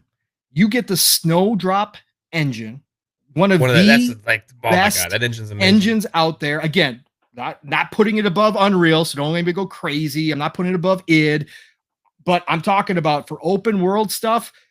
I don't care what you think about the Division 2. Go play it on a next gen console. And it was not made for the next gen console. They just did some patching to it. It's a beautiful game. It's a gorgeous game and it runs fantastic. Snowdrop engine is beautiful.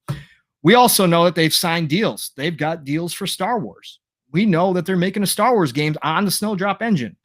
We know that they're making an Avatar game, right? So you get these IPs already built in on top of the ones we know about. And what's the game that Kaitlin just loved that demoed? What's the new one with the downhill racing and all that stuff? Riders Republic. Riders Republic. Look, I dismissed that game. I downloaded it. I dismissed it. Like I was like, yeah, whatever. I played Steep and all those, and they're fun, but it's not my style. I downloaded Riders Republic. Let me tell you something. All the hype that was coming out of that demo that I saw all across this community, people were like, look, don't sleep on this. Don't sleep on it. They were right. You know what it is, man? Did you play it, Mav? Dude, I tried. I kept trying. Okay. So I had this weird glitch where it just wouldn't let me connect to the servers. Oh, Jesus. It sucked. I tried every day. You know what they did? And it's genius. It's not original, but it's genius what they did. They stole the Forza Horizon style map. And all the checkpoints and all the different things. Even some of their symbols look like Horizon.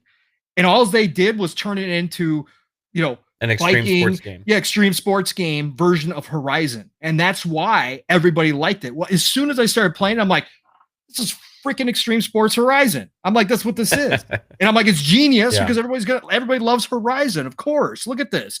It's open world. You can go anywhere. You can do all these things. Anyways, you get a new IP like that coming out that could be a big deal. Again, I'm not going to discount it anymore after I played it. That could be a big deal. Plus you get all the other franchises that are already established.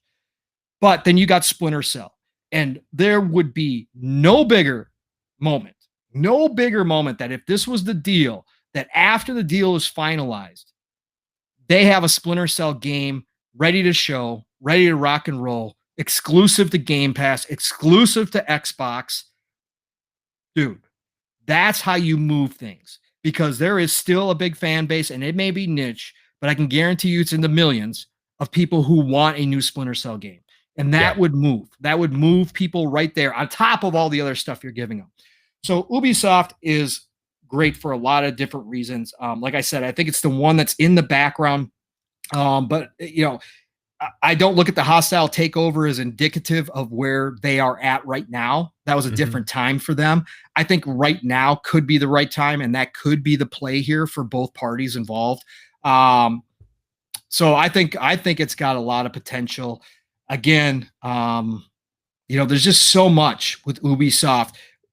It's almost mind-boggling to think about what you get if you do kind of make that purchase, because you are basically, I don't remember what was Microsoft. Microsoft doubled their size after the ZeniMax purchase, right? And that was 4,000 employees or something like that. I think 4,000, 5,000 employees. I don't remember the number of employees. Something like that.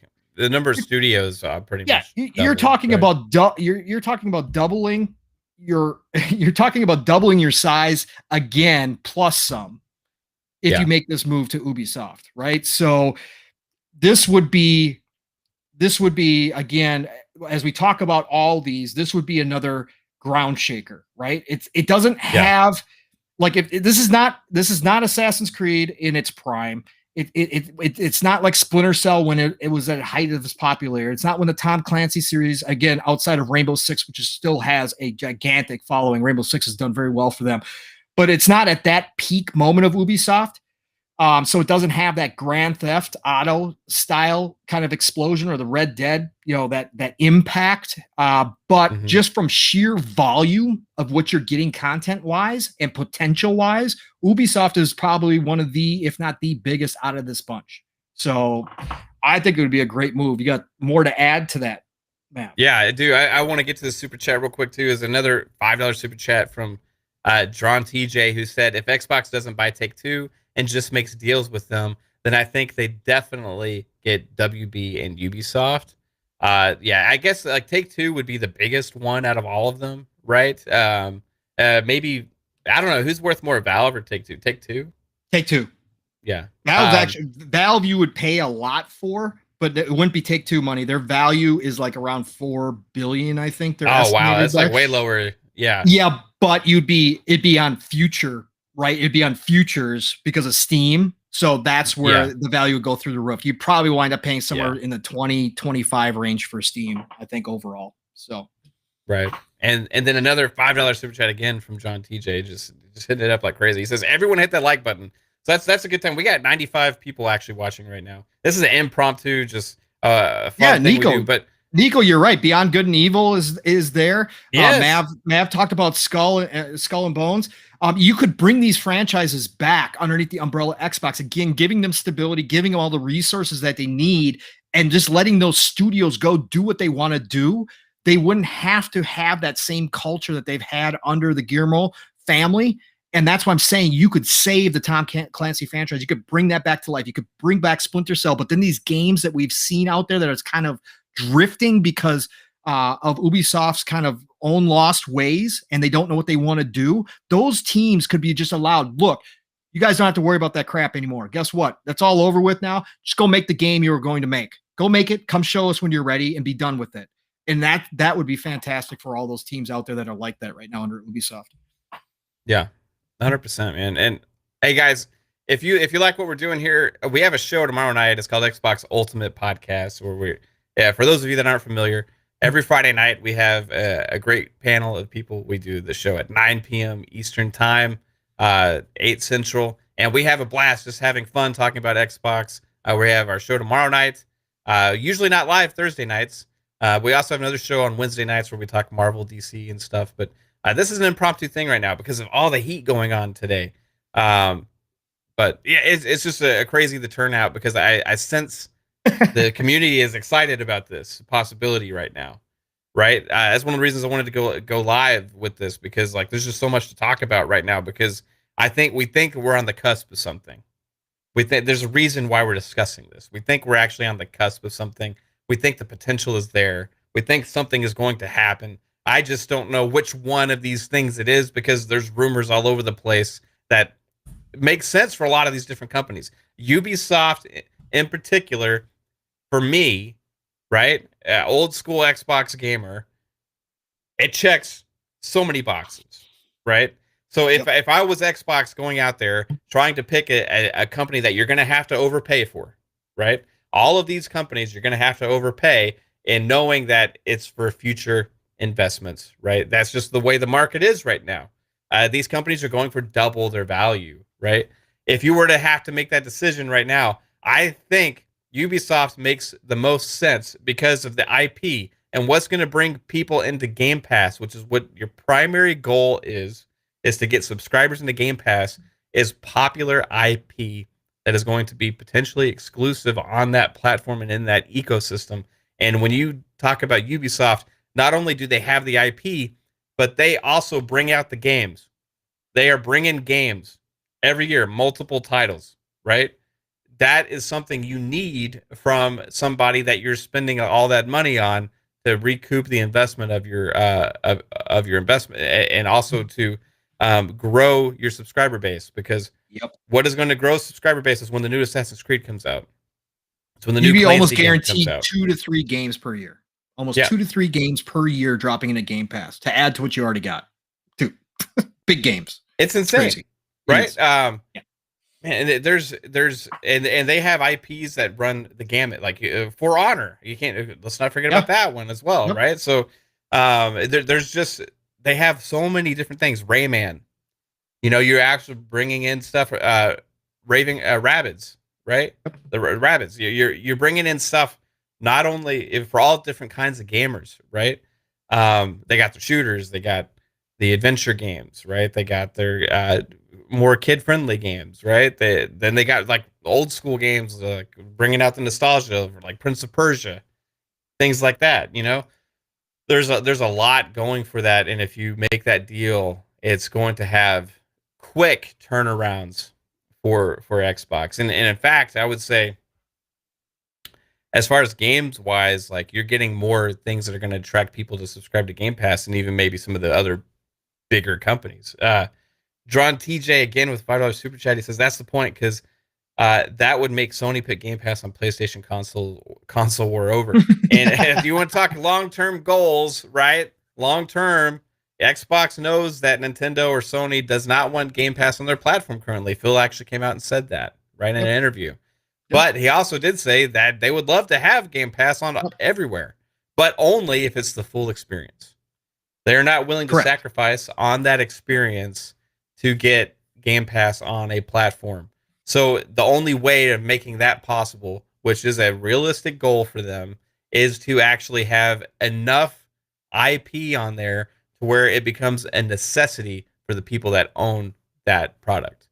And if that product does not have access to it, then therefore I don't want it anymore. That's the only reason that they would ever add it. It's a long time away from that, but you never know what the future is going to hold. I think Sony's going to be fine with their model, the way they're going forward. I don't think they need Game Pass, right? I don't think Nintendo needs Game Pass. But worst case scenario, Amazon buys up Sony anyways, and then you guys can all get Luna. You can get all Last of Us over on Luna. Yeah, that's. You were speaking to my heartstrings though with Splinter Cell, man, because. Like that, out of anything that were to come from that, right? If Xbox just said, "Okay, let's get that Splinter Cell game done. Let's go. Let's put it out, and it's going to be exclusive to Xbox." I don't even care about the exclusivity really. I just care that it's in Game Pass. It's going to be in Game Pass, right? Yep. Holy crap, new Splinter Cell game. Let's go. Right. That's just what I want from this, and I think having that Xbox's like need for the different variety of games changes the focus as well, where Ubisoft currently is like only wanting to make a specific kind of game, right? So that helps alleviate a lot of problems that I think may be reflected in the development community of Ubisoft right now, where they're not extremely happy about some of the stuff that they're having to make. I just thought potentially, I don't know, I haven't heard anything. No, you know who I feel sorry for. If you were sick and tired of hearing about whether each game was going to be exclusive after the ZeniMax deal, oh my God, we'd be talking that every single game that Ubisoft has. You know how many times per year we'll be talking about exclusivity? Oh, good Lord. Rainbow Six. Splinter Cell, Assassin's Creed. Oh my gosh, every game. But the thing is that the only reason they would do that deal is to make them exclusive. And they're protecting the IP. Again, Phil, people forget that Phil, at the end of the day, he's talked about it so many times that I believe him, that he is a historian of the games. He's an historian. He's a historian of the industry, and he truly does believe in the preservation of games. And I think when you look at Ubisoft already, being 5% owned by Tencent, that if they're going to make this deal, Phil, at the end of the day, when he closes his eyes and goes to bed at night, he's going to be able to smile knowing that he saved some of the biggest franchises in the industry from potentially being bought out by Tencent.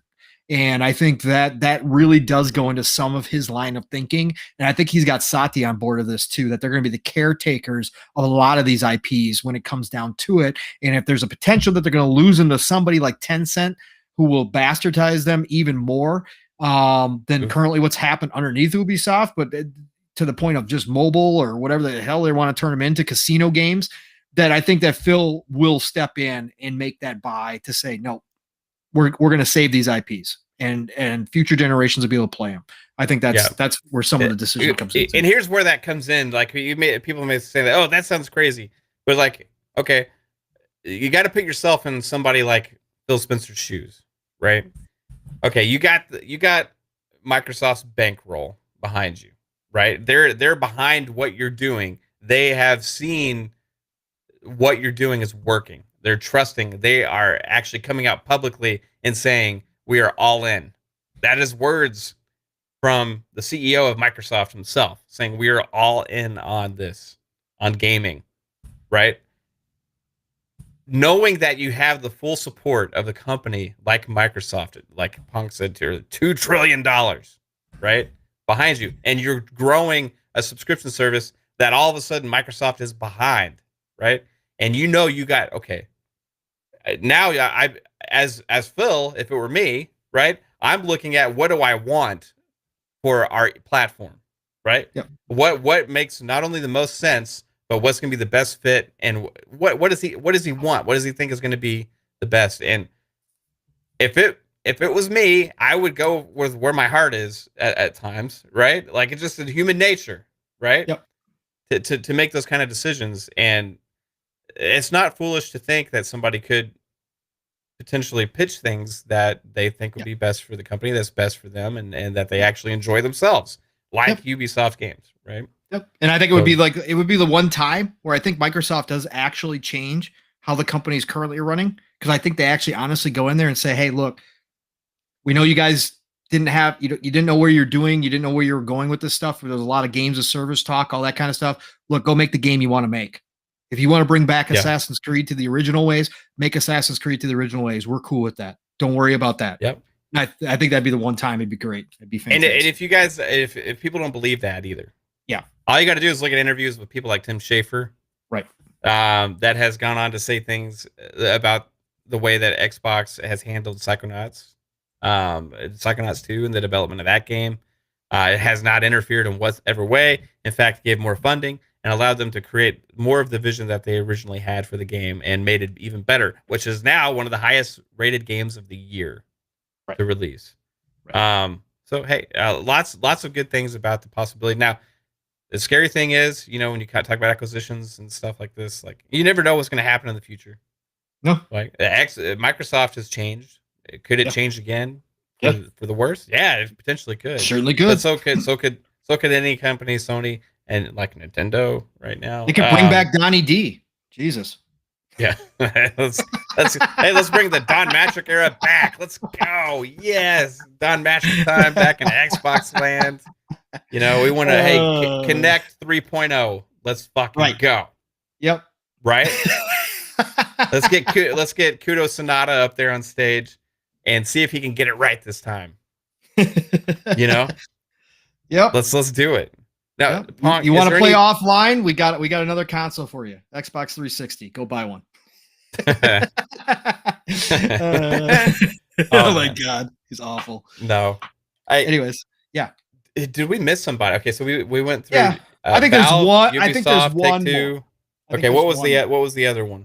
I know some people throwing Square Enix out there. Look, that's not gonna happen. Okay, that Square. I mean, it could. Again, nothing's off the table when it comes to Microsoft because they can afford anybody.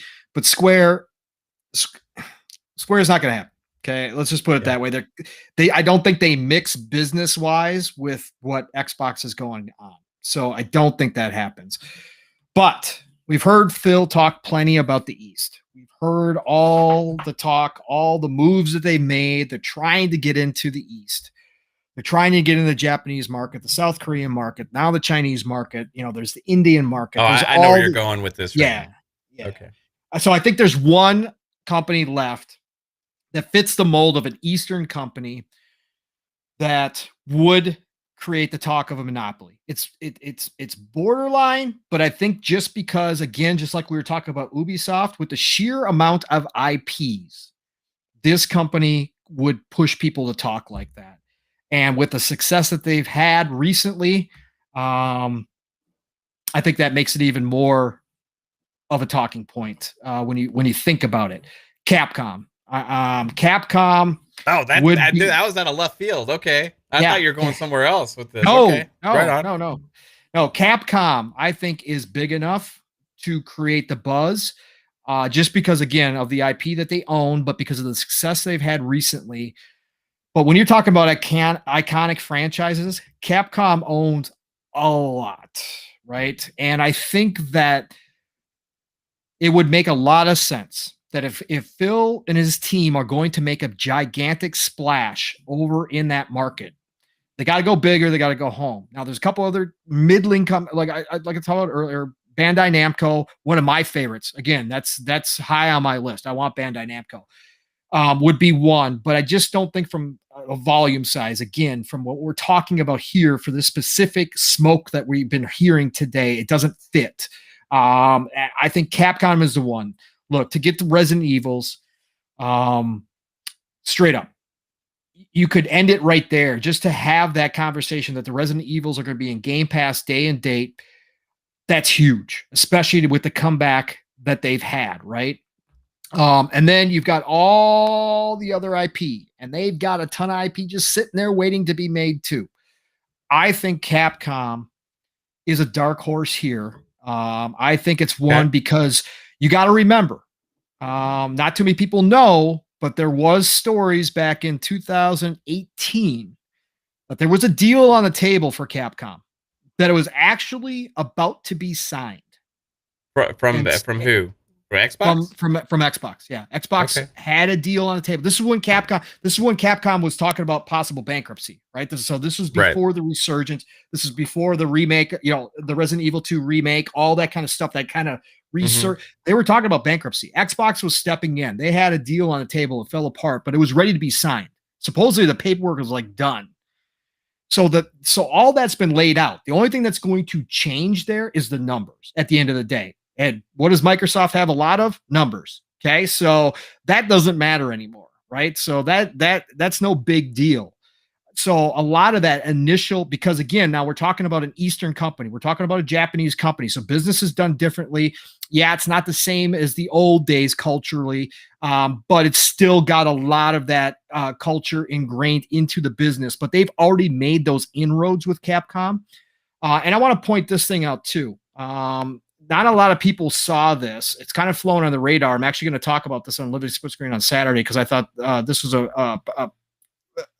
something that more people probably should have picked up on, but didn't. Let me see if I can find it here real quick.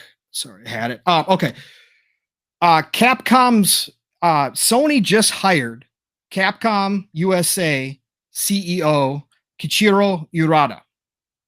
So they just hired one of Capcom CEOs. Now, if you know anything about business over there, generally speaking, somebody like VJ would be able to speak on this more intelligently. But if you look at that industry over there, the higher ups in those companies don't move around a lot. And they don't move around a lot unless there are changes coming, right? Unless there's going to be a shift in the company or different strategies coming down the pipeline, they move on at that point. But Sony just hired the Capcom, and he actually was European as well, USA and European CEO Kichiro Urata. So that just happened the other day. Again, tinfoil hats, red yarn out, drawn lines. Certainly something to keep your eye on. I think it's a great hire by Sony, by the way. Fantastic hire. But I definitely think there's something to it. Again, with the previous deal that was on the table, with everything that's happened, Capcom would be ultra expensive. It would be an outrageous buy, kind of like some of the other ones we've talked about here. They all kind of would be in their own way. But I think this would make those inroads into Japan, into the East, that Phil has desperately wanted to do. It would make their mark.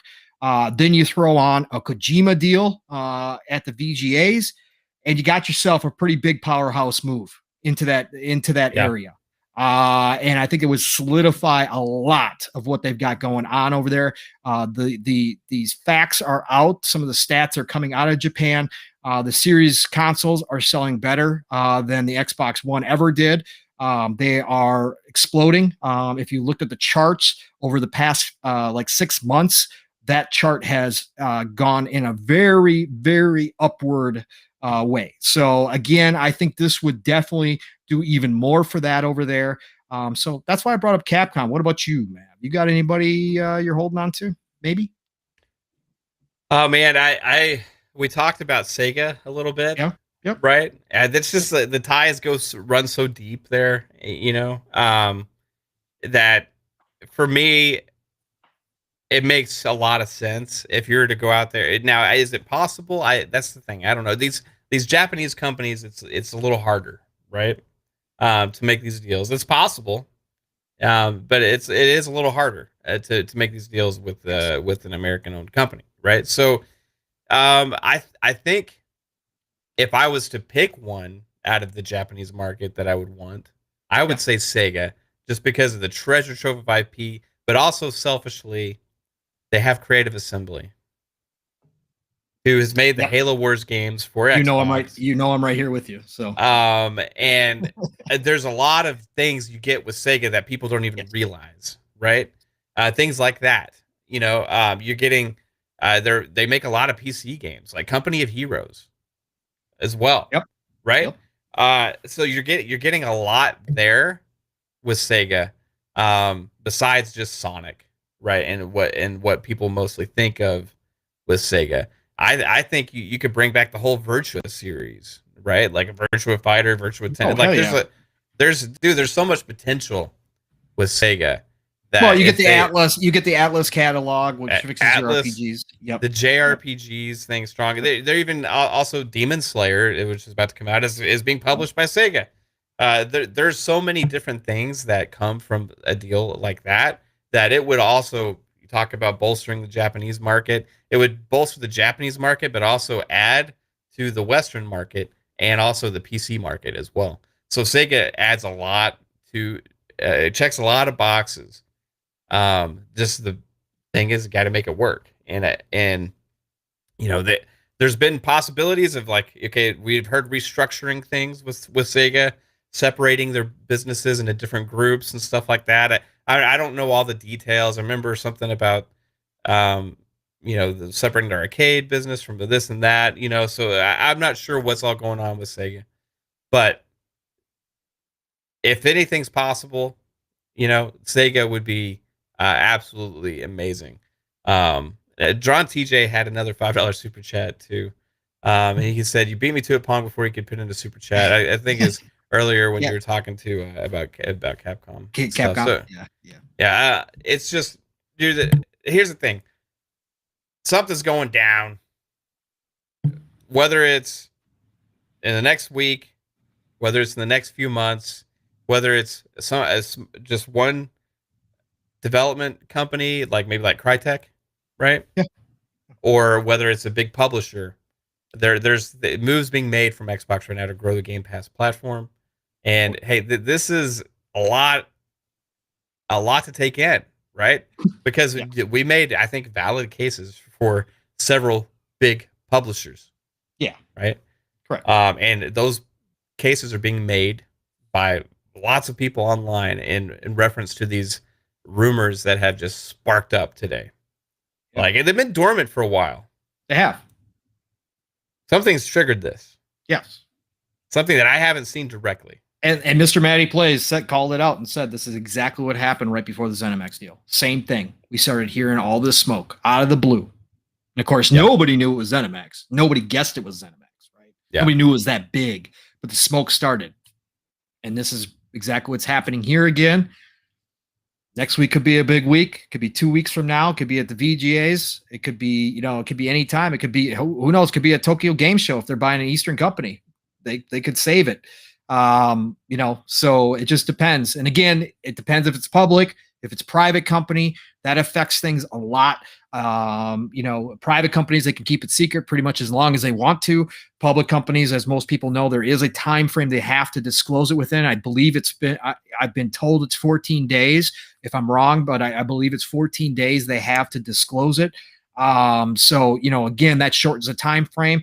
That's why if it's one of the big private or public companies that we talked about, then you'll hear about it probably within the next couple of weeks if something's going down. Unless, again, the deal doesn't get done or it's pushed off or they got to renegotiate something or whatever the case may be. But definitely keep your eyes and your ears open, people. It's the golden age of gaming, man. It really is, and it's a great time. This is exciting.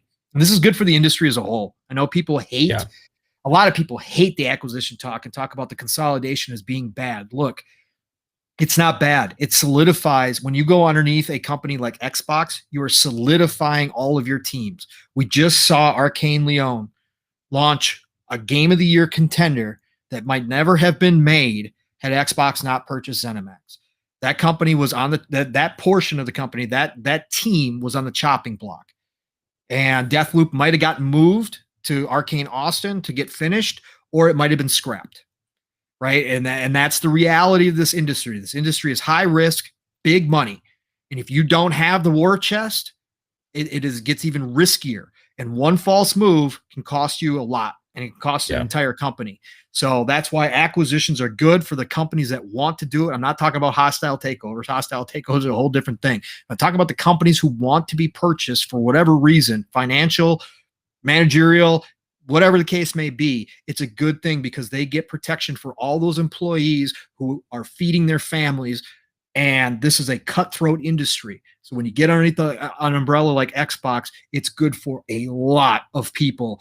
It's good for the business, of course. Money at the end of the day runs everything. We wouldn't even be here right now playing games if there was no money here.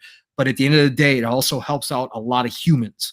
And that's the big thing. And there's plenty of talent out there. This industry is filled with talent now, like never seen so much. And we're talking about untapped talent in China, South Korea, India, talking about all these places that never even made games before, now has all this incredible talent coming into the industry. And all that talent's going to backfill any hole that an acquisition creates. It's just going to backfill it right in. There's going to be another group of people that fill it right up and start producing games. So acquisitions are not bad, in my opinion. Consolidation is good. It means the industry is healthy, and it means that the competition is going to continue to heat up, which pushes everybody to do better, except for Nintendo. But hey, look, even Nintendo. Look, Mav, even Nintendo, they felt the pressure. They finally released Bluetooth. You can finally hook up your audio Bluetooth. Wow. It's amazing. Welcome to the future. Amazing Switch. Thank you for allowing me to use my headphones on your device. It's incredible, the innovations that we are making in the year 2021. Come on, hey, dude, absolutely awesome a time here. I want to leave with two things. First off, I want you to shout out yourself and also Living Split Screen and Xbox Factor on Tuesdays and all the awesome stuff you do. But I want you to just pick one. Like, what's the one thing you think is going to happen, and then give your outro, bro. Come on, I put the pressure on you, Pong. Let's go. We need you to be wrong. So, chances are I'm going to be wrong no matter what. Yeah. So. Okay, I'll just, and again, you're probably going to have the same one, but I'm going to go WB. I'm going to go WB. Okay. Deal was already on the table last year. They had, negotiations, all that's been done. Matt Booty, again, people forget Matt Booty knows those teams inside and out. He used to work for WB. For people who don't know that, Matt Booty has intimate knowledge, friendships, everything with the people over at WB and all those studios. And with the way that it's being run right now, I think WB is the most vulnerable and the most likely that they want to sell those off. And I think Xbox is a perfect home. So I would say WB. And I think we hear something fairly soon on that. So that's the one I'm going to go with. So otherwise, hey, guys, 100 people came out here. 100 people came out here to watch this impromptu show off the cuff, no prep. This is just me and Mav off the rip, just our crazy just thoughts and knowledge just from what we've been reading and what we go by to come watch just two people. Again, this is like living split screen on Saturdays, but man, to come watch two people just BS for nearly 2 hours about potential acquisitions. And, you guys got to take a tour through Speculation Town. Right. Yeah, and I'm Mayor. I'm Mayor A. Boom is Mayor B, or whatever. It doesn't matter which one. We're both mayors of Speculation Town. But tonight, I was happy to give you guys a tour. This is a great place to be. It's rainbows, sunshine, 75, unicorns everywhere. So guess what? It's a great time to be a gamer. So thank you all for coming out. You guys are amazing. The super chats were incredible, absolutely phenomenal. Again, I'll have to think about getting a stripper pole. Maybe we can get those super chats even further, but we'll talk about that later. Anyways, love you all. Nothing but respect. Find me tomorrow night, Xbox Ultimate. You know the drill. Mav's going to give you that layout. You know where to find us with the Magnificent Seven. So come check us out there. Otherwise, Saturday mornings, living split screen. My brother from another, Steel Rain and I, who Steel popped in the chat on his way home from work. He was working late tonight. Shout out to him. But we're going to wake you up Saturday mornings, 10 a.m. Eastern, 9 o'clock Central Time. Come watch us. Last week, if you missed episode 24, you got a chance to go watch it before episode 25 this week. Man, we had a 4-hour, me and him, 4 hours breaking down the Sony show. Guess what? It's a fun time. That's what we love to do. So come check us out there, Living Split Screen. Otherwise, Saturday nights, the Shop Podcast, PTK Blam, who also stopped in chat, Fuzzy Belvedere, who was also in here. Shout out to you, brothers. And then we got Centurion. Maybe Stegarilla comes back this week, but the Shop Podcast, 9 p.m. Eastern, 8 o'clock Central Time. And then, of course, Tuesdays, Double Barrel Gaming, Mr. Boomstick, Zemi Games. 3-Bit's taking a break, so he's out of there. I don't know. Mav might keep filling in his shoes. Mav shows up all the time over there. He's like a family member now over there, too. But Xbox Factor Podcast, Tuesdays, 12 p.m. Eastern, 11 o'clock Central Time. All the Xbox talk. You know we're going to be breaking this down. And if anything goes down next week, woo-wee, it's going to be a great time, gamers. It really is. Hey, play what you love what you play. We got a lot to talk about. Great talking and hanging out with you all tonight, and we'll see you soon. Heck yeah, man. Hey, do you remember what it was like at the day that the ZeniMax deal went through? Do you just remember that craziness out there? Oh man. Like, I wasn't even podcasting. Something to happen just for that again, you know? Like, I wasn't even podcasting. It'd be so great, dude. Oh, you my weren't, God. Right? You weren't podcasting yet. No. I was in chat. I was in chats all day long, blowing up chats. Oh my God, that was such a great day. Yeah. I think Pong actually in our chat actually broke the news of the Kojima exclusive first before anybody else. Back in the day. The guys, brother Mike did, but you guys didn't believe him. He doesn't get credit. He doesn't get credit. You did. Remember? Yeah, I did. Okay. Anyway, guys, thank you all for joining in this discussion. If I'm going to pick one, also, I'm going to agree with Pong. Yeah, you have to. I say WB Games is the most likely, and I think that something's going down for real, and I think we're going to get something happening within the next 2 weeks with that an announcement, but potentially if that's what this is not based on any knowledge. This is just what my heart tells me, and maybe my heart tells me because it's what my heart wants. I don't know. You know, Batman, Xbox together. Ooh, dude. But you could literally make any of these that we've talked about. Yep. You could trade it, and I'd be over the moon. Oh, right? It, absolutely insane, and not because they're exclusive to Xbox. Because they would get them on Game Pass, and I don't have to spend as much money on these games, and we also have new possibilities of creations to be made, and it's fun to think about, it's fun to talk about. But hey, again, Pong, thank you so much, guys.